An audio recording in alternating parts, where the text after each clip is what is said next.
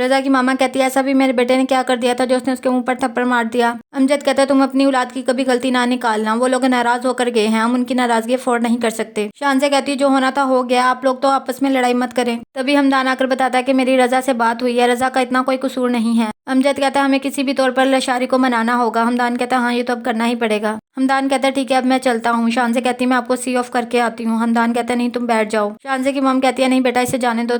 Light चली जाती है, आयना बहुत डर रही होती है और बाहर आकर बैठ जाती है। शान से कहती है आपने मुझे बताया नहीं मैं कैसी लग रही हूँ, आज तो बहुत स्पेशल डे था। हमदान कहता है पूरी दुनिया तो आपकी तारीफ करती है। शान से कहती है मेरी पूरी दुनिया तो आप हैं। हमदान कहता है ये बटरिंग कर रही हो। शान से कहती नहीं ये मोहब्बत है। हमदान घर आता है तो देखता है कि हर तरफ अंधेरा होता है और उसे आईना भी नजर नहीं आती। फिर उसे आईना नजर आती है। हमदान कहता है तुम यहाँ पर क्यों बैठी थी? आईना कहती मैं डर गई थी इसलिए। हमदान कहता है कि मुझे कॉल कर देती। आयना कहती है आपका इतना स्पेशल डे था इसलिए मैं आपको डिस्टर्ब नहीं करना चाहती थी। रमजानी को कॉल की थी, उनका नंबर ऑफ था। हमदान कहता है तुम्हें इस चीज की फिक्र नहीं करनी चाहिए थी। रजा की मामा कहती है कि नताशा तो बेवकूफ है, तुम अक्लमंदी का मुजाहरा करो और जाकर उसे सॉरी बोल दो। रजा कहता है मोम मैं ऐसा कभी नहीं करूंगा, मैंने ऐसा भी क्या कर दिया है। अमजद कहता है रजा तुम्हारी माँ भी तुम्हारे साथ जाएगी ताकि तुम्हें एहसास हो कि तुमने दोबारा ऐसी कोई गलती नहीं करनी। हमदान आयना के रूम में होता है तो आयना कहती कि आप पूरी रात यहीं बैठे रहे, आप सोए नहीं। हमदान कहता है नहीं तुम डरी हुई थी इसलिए मैं अपने कमरे में नहीं गया। आयना कहती मेरी वजह से आपकी नींद खराब हुई उसके लिए सॉरी। हमदान कहता है मैंने जो कुछ भी किया अपनी खुशी से किया है, तुम उठ जाओ और फ्रेश हो जाओ, हम बाहर कहीं लंच करने चलते हैं। रजा लशारी को कहता है मैंने ऐसा भी क्या किया था, खाती तो पकड़ा था। लशारी कहता है इस घर में उसकी इजाजत के बगैर कुछ नहीं होता और तुमने बिना इजाजत मेरी बेटी का हाथ पकड़ लिया, सॉरी बोलो उससे।